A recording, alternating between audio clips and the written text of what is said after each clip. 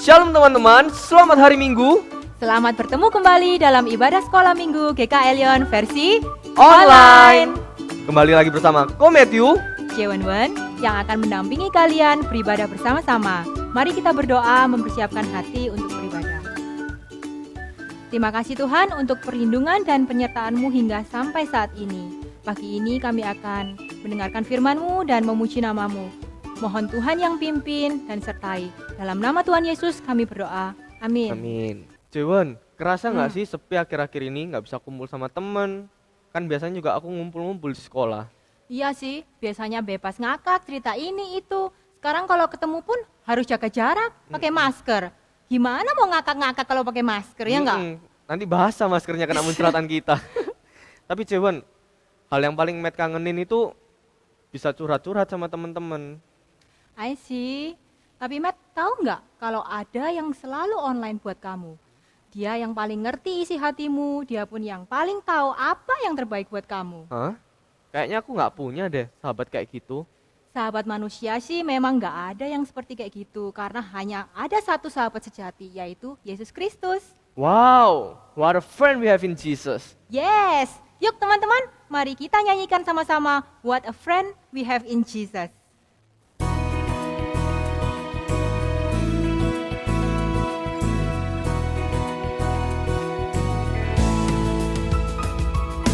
What a friend we have in Jesus. All our sins and griefs to bear.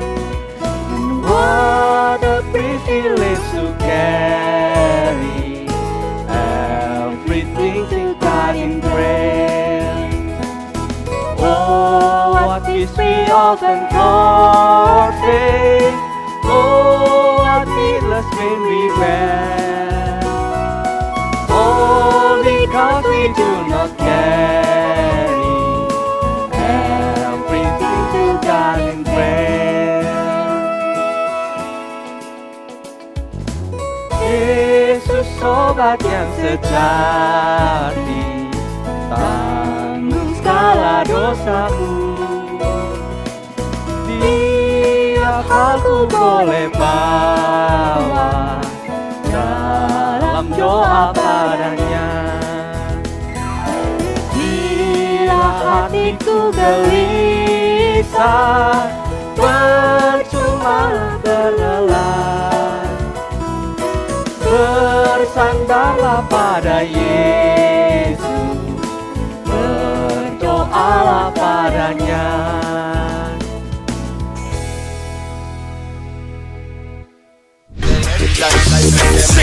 With it, group drop.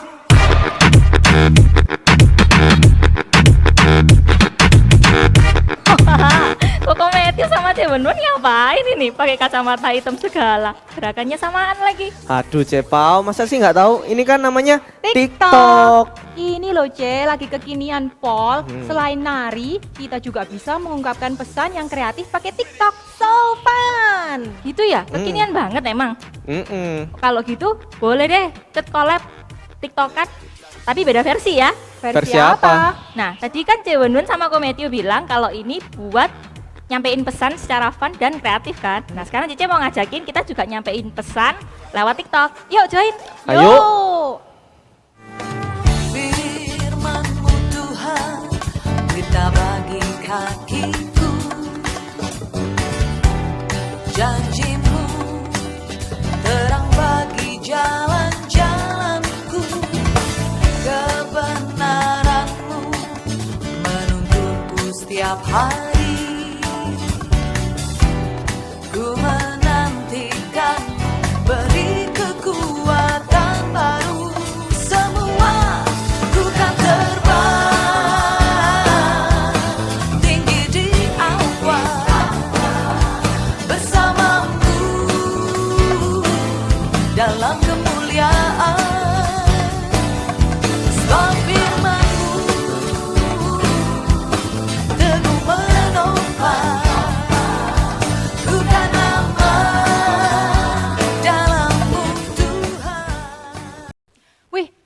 juga ya ternyata nyampein firman Tuhan dengan cara kreatif kayak gini. Ya kan, firman Tuhan itu penting banget, karena firman Tuhan ini yang nge-guide kita setiap hari. Tenggat banget untuk firman-Nya. Keren. Mari teman-teman kita amini dengan sebuah lagu Ku Kan Terbang.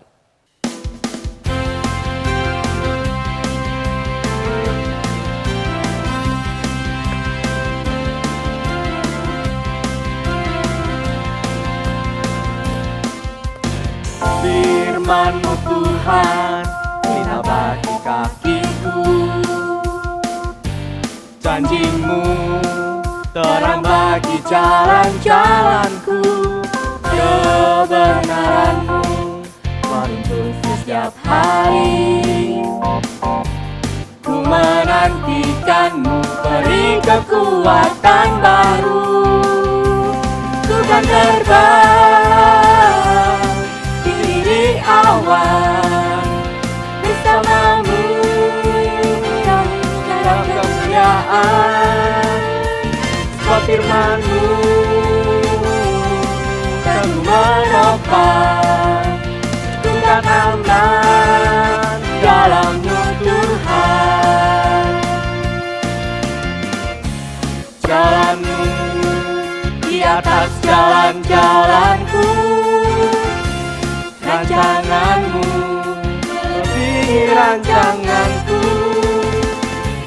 Firman-Mu sungguh telah membebaskanku, berjalan lebih tinggi, berjalan bersama-Mu.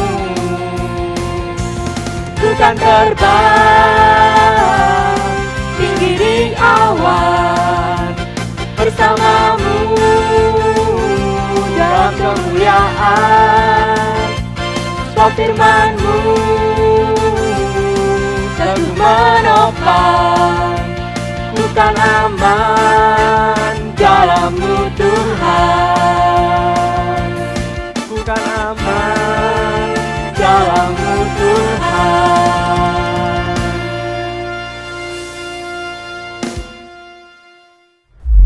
Shalom teman-teman, ketemu lagi hari ini di ibadah online. Seru ya, tadi kita sudah memuji Tuhan, kita sudah memuliakan nama Tuhan, dan kita udah tiktokan bareng. Sekarang waktunya kita mendengarkan firman Tuhan, sebelum itu mari kita berdoa. Tuhan Yesus, terima kasih untuk kesempatan yang Kau berikan pada kami, untuk tetap bisa mengikuti ibadah walaupun lewat online ya Bapa. Terima kasih untuk segala berkat-Mu atas kami, kiranya Engkau mempersiapkan hati kami untuk bisa menerima firman-Mu dengan baik hari ini. Terima kasih Bapa, dalam nama-Mu kami sudah berdoa dan mengucap syukur. Amin. Firman Tuhan hari ini diambil dari 1 Petrus 2 ayat 1-3. Kita baca sama-sama ya. Karena itu buanglah segala kejahatan, segala tipu muslihat dan segala macam kemunafikan, kedengkian dan fitnah. Dan jadilah sama seperti bayi yang baru lahir, yang selalu ingin akan air susu yang murni dan yang rohani, supaya olehnya kamu bertumbuh dan beroleh keselamatan, jika kamu benar-benar telah mengecap kebaikan Tuhan. Hari ini kita akan belajar tentang iman yang bertumbuh, dan langkah awal bertumbuh dalam iman yaitu kita harus mulai dengan memiliki iman yang benar. Tanpa iman yang benar kita tidak akan bisa bertumbuh. Nah, tanda iman yang benar adalah dengan kita percaya bahwa Tuhan Yesus itu telah menyelamatkan kita. Dia telah datang ke dunia menjadi manusia, mati dan menebus dosa kita di atas kayu salib. Karena itu, karena perbuatan Tuhan Yesus ini, Allah melihat kita benar. Jadi bukan karena perbuatan kita dibenarkan, melainkan karena perbuatan Yesus kita dibenarkan. Percaya dan menerima perbuatan Tuhan Yesus di atas kayu salib ini, itulah yang menyelamatkan kita. Bukan karena perbuatan kita yang baik. Jadi bukan karena kita sering amal atau karena kita sering baik terhadap teman, Tuhan melihat kita benar, tapi karena perbuatan Yesus di atas kayu salib itu yang membenarkan kita. Dan iman ini akan membuat kita semakin mengasihi Yesus, karena Ia yang lebih dahulu mengasihi kita walaupun kita ini sebenarnya nggak layak dikasihi oleh Tuhan. Dan iman ini juga yang akan membawa kita rendah hati, karena kita ini sebenarnya nggak kontribusi apapun untuk diselamatkan. Jadi kita diselamatkan ini murni karena kasih dari Tuhan, anugerah dari Tuhan. Lalu bagaimana respon iman yang benar itu? Yaitu dengan kita mau bertumbuh. Kalau kita tidak mau bertumbuh, kita tidak bisa menyebut iman kita itu adalah iman yang benar. Jadi boleh nggak kalau misalnya kita bilang, ya yang penting aku percaya, yang penting aku sudah diselamatkan. Apakah ini wujud dari iman yang benar? No.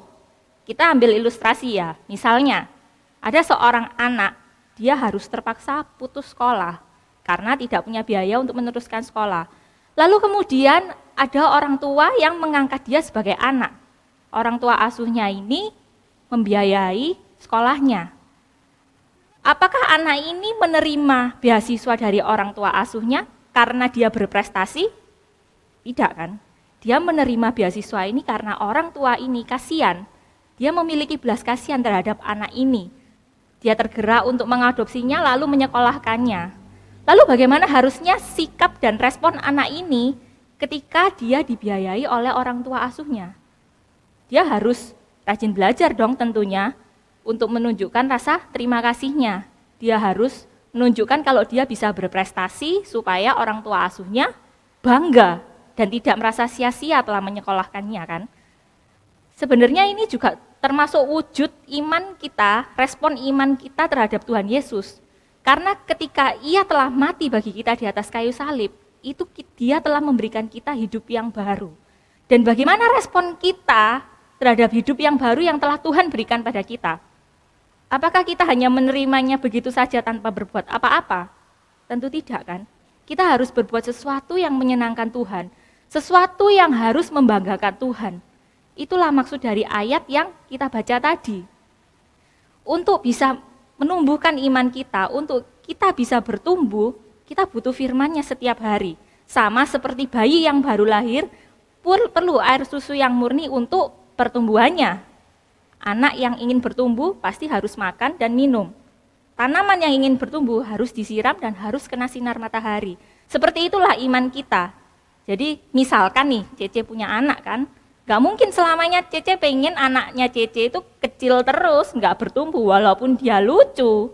Tapi Cece berharap dia juga bertumbuh, baik secara mental maupun fisik. Juga berharap ketika dia besar, dia juga bertumbuh secara iman. Lalu apa wujud pertumbuhan iman yang benar? Wujud pertumbuhan iman yang benar adalah kita harus meninggalkan cara hidup kita yang lama.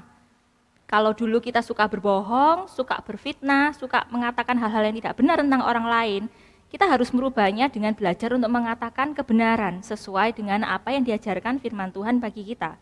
Kalau yang dulunya kita hidup penuh dengan iri hati, dengki dengan sesama kita, dengan teman-teman kita harus merubah hati kita, bersyukur dengan apa yang kita punya, tidak membandingkan diri kita dengan orang lain, karena kita dan orang lain itu berbeda.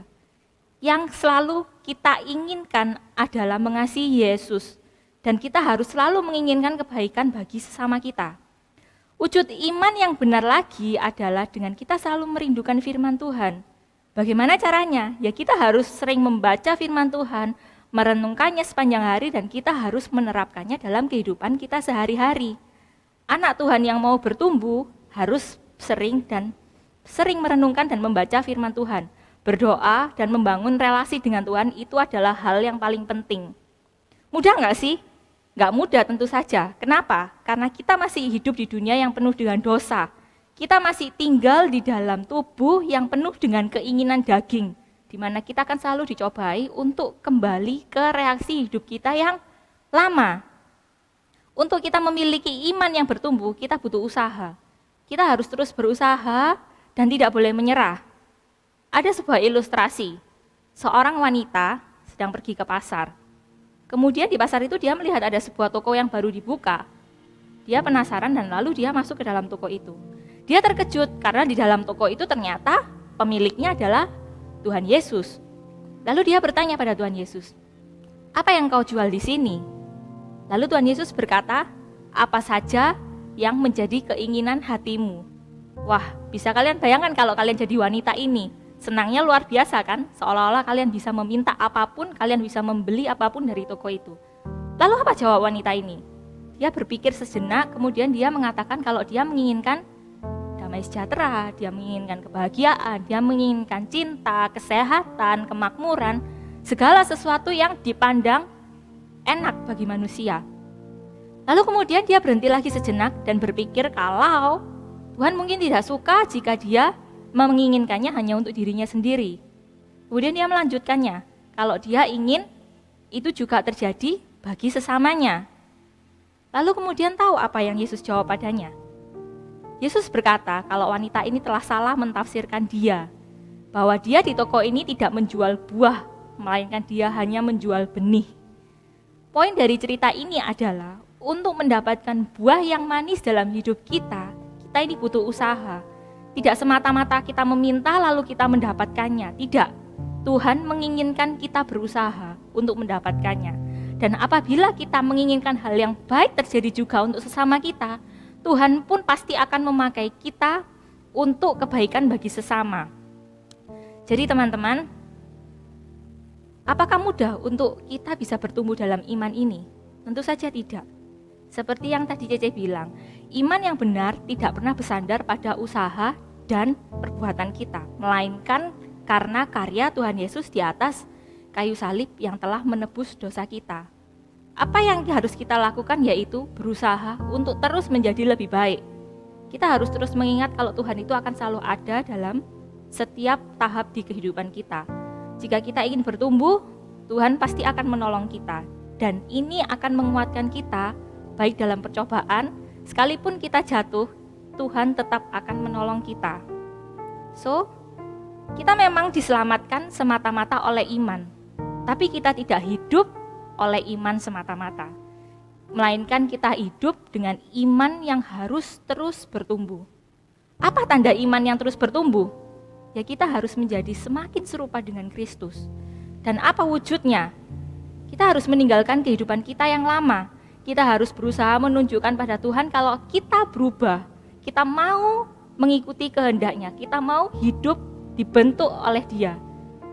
Dan kita harus selalu menginginkan memiliki hati yang ingin selalu dekat dengan Tuhan dengan cara merenungkan firman-Nya setiap hari. Jadi teman-teman, maukah iman kalian bertumbuh? Maukah kalian memiliki iman yang berbuah, iman yang dipakai Tuhan untuk diri kita dan sesama kita? Mari kita berdoa. Tuhan Yesus, terima kasih untuk firman-Mu hari ini. Terima kasih untuk apa yang telah Kau ajarkan bagi kami. Bapa, Engkau tahu iman kami mungkin tidak sempurna saat ini. Tapi kami ingin sekali Engkau membantu kami, membimbing kami selalu agar iman kami semakin bertumbuh hari demi hari. Jagai hati kami ini ya Bapa, jagai kami dari segala cobaan yang akan kami hadapi. Pimpin dan sertai kami selalu, dalam nama-Mu kami sudah berdoa dan mengucap syukur. Amin. Ayat hafalan hari ini diambil dari Mazmur 119 ayat 97 dan 105. Betapa ku cintai Taurat-Mu, aku merenungkannya sepanjang hari. Firman-Mu itu pelita bagi kakiku dan terang bagi jalanku. Teman-teman, ingat ya, iman yang bertumbuh akan meninggalkan hidup yang lama dan suka pada firman Tuhan. Iya, dan di zaman sekarang yang serba online, ayo kita tetap sediakan waktu yang khusus untuk tetap merenungkan firman Tuhan. Betul, biarlah kita mau dibentuk oleh firman Tuhan semakin hari serupa Yesus. Ku mau seperti-Mu Yesus.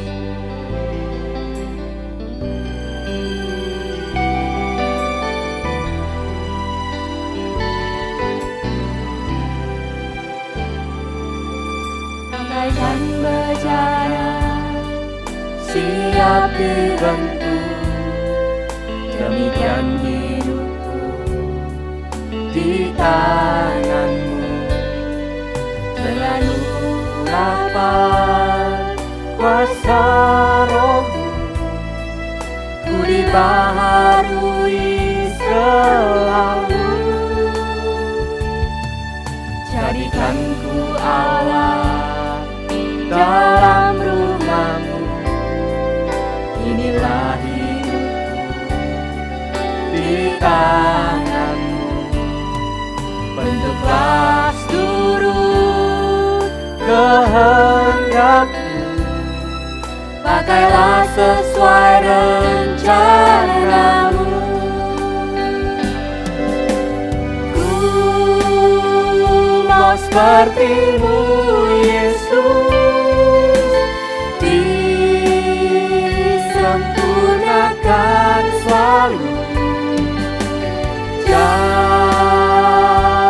segenap jalanku memuliakan nama-Mu. Ku mau seperti-Mu, Yesus, disempurnakan selalu dalam segenap jalanku memuliakan nama-Mu, memuliakan nama-Mu, memuliakan nama-Mu.